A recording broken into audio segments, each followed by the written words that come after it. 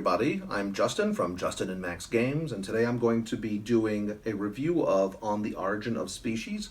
But this is going to be a new segment of our board game review channel, which is specifically games meant for 2 players. First, right off the bat, does this game work for 2 players? Absolutely. In fact, after playing it 5 times now with my wife, I would say that probably at 3 players it's a lot more tactical because you may not know what's the situation on the board's going to be like at all by the time it would get back around to your turn. In fact, I would say at 4 players you might as well just leave and come back. Although I haven't played at 3 and 4 players, so I'm just talking about 2 players. In 2-player game, it's very psychological. You're guessing what the other person is trying to accomplish. You are trying to accomplish things little by little. The rewards can be a little bit random based on the green, blue, and yellow cards, the land, sea, and air cards, because you don't know what you're going to get there. I think a big heart of this game is the Beagle cards, because you're on the Beagle, the ship that Darwin was on when he went through the Galapagos Islands and first was conceiving his book on evolution. The cards that come up can be very powerful. Be willing to use these cards. There is an advanced version of the game in the instructions. I actually probably would say I wouldn't play the game without the advanced version.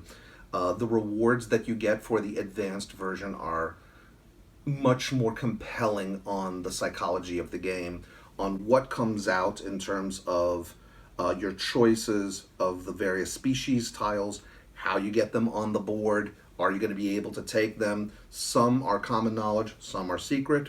Then when you're going to be trying to trigger certain moments based upon the situation on the board, if the situation on the board is such that you know that it's just 2 players, there's various anchors depending on the game that you're playing, where those scoring times will occur. Very, very thinky, interesting game. Not heavy, enough thought that it keeps the game compelling. I do have some issues with the game in terms of just the components. The component issue I have in the game is about size. So the cards are small, but that's okay. The animals are all very clear, and what you get and the rewards that you get on the cards are very clear. The size, I mean, is it's a very tight board, and the ship has to move around. And the ship is rather large, and sometimes, this happens a few times in the game, is if the ship is in a certain place and you have someone on the other side, they may not be able to see very clearly what it is, how many tokens there are. So I would probably say, even though the ship is nice and big, I would probably get it smaller. Either that or the board larger so that the ship can clearly move around.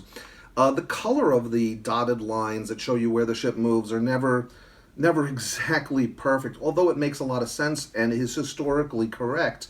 I wish maybe the dotted lines were, I don't know, a brighter color to stand out exactly where the ship is moving, exactly the point that it's in.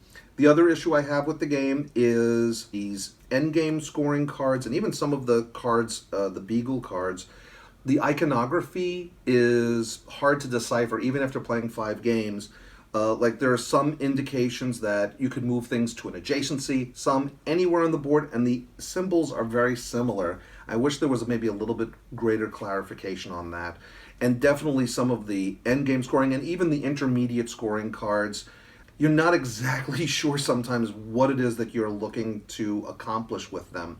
But again, it's minor. The rule book has everything laid out, and so you could always just read exactly what that tile does or what that card does.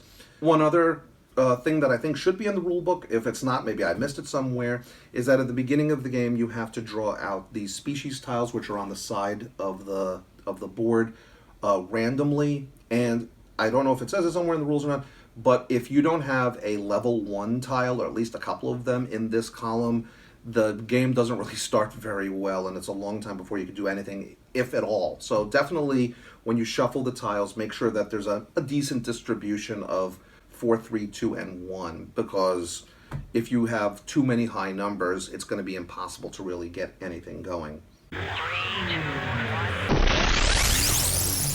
The scoring in the games has been sometimes wide and varied. We've had very, very close games. Our first game was determined by a tiebreaker. Our second game, I won by just a couple of points. The third game we played, I won by probably 30 points based on what that end game objective is. It really swung the game quite hard. And then this previous game that we just played, right before I'm doing this review, Erica won by just a point. So it all depends. But really like the game. You have to have a good idea of the possibilities of what you want to do on a turn and how you want to kind of screw over your opponent.